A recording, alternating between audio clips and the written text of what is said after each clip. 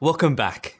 In this lesson, we'll learn more about Active Directory, or AD, the native directory service for Microsoft Windows. Active Directory has been used to centrally manage networks of computers since it was introduced with Windows Server 2000. If there are computers running Windows in your organization, then AD probably plays a huge role.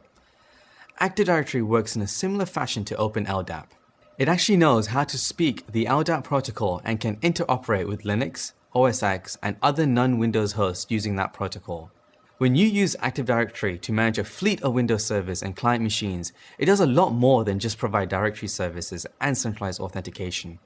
It also becomes the central repository of group policy objects, or GPOs, which are ways to manage the configuration of Windows machines.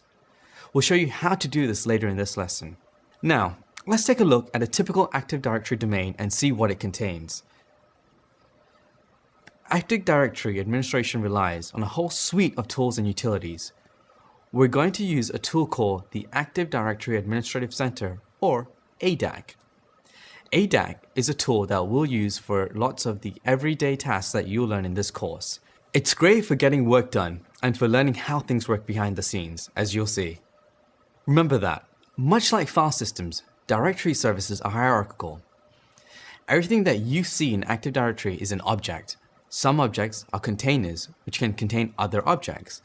Several of the default containers are just called containers, and they serve as default locations for certain types of objects. Another type of container is called an organizational unit, or OU, which we talked about in an earlier lesson.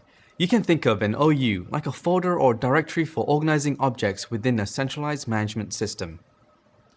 Ordinary containers can't contain other containers, but OUs can contain other OUs. That's a little confusing, so to show you the hierarchical structure of AD better, I've clicked this button over the left-hand pane to switch ADAC to tree view. There are lots of things listed here. ADAC tells us what kind of object each of these are and gives us a description for some of them.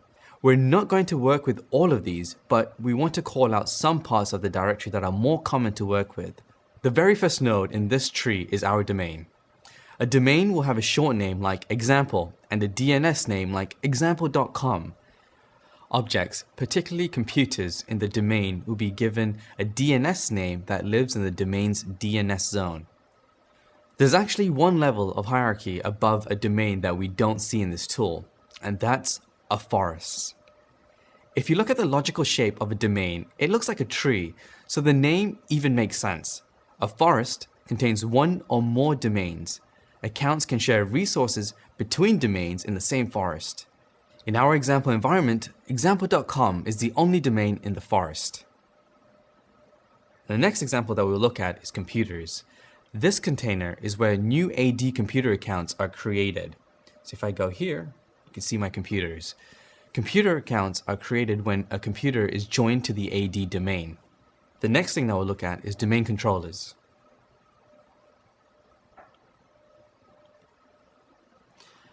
This container is where domain controllers are created by default. Next, we'll look at users.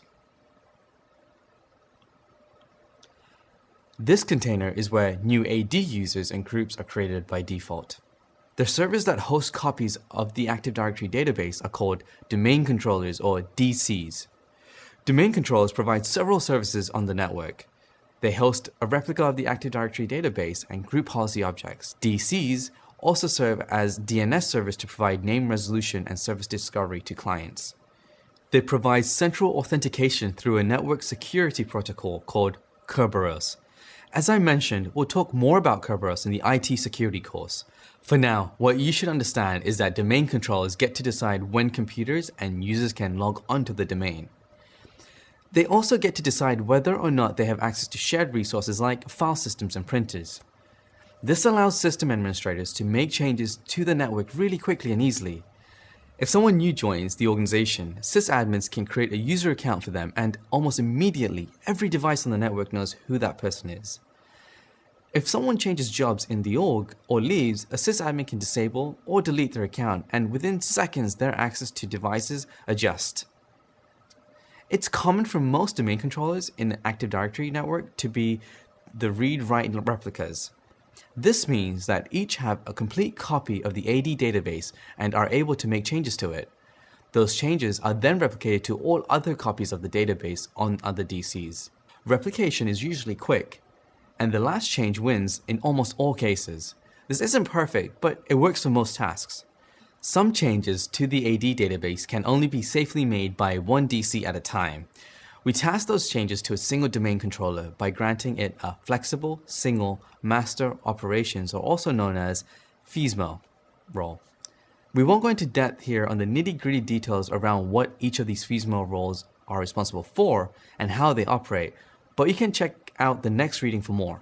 If your job will involve domain controller management, you'll need to understand how to assign FSMA roles and recover from DC failure. In order for computers to take advantage of the central authentication services of AD, they have to be joined or bound to Active Directory. Joining a computer to Active Directory means two things. The first is that AD knows about the computer and has provisioned a computer account for it. The second is that the computer knows about the Active Directory domain and authenticates with it. From that point forward, the computer can authenticate to Active Directory just as any users who log onto the computers are able to.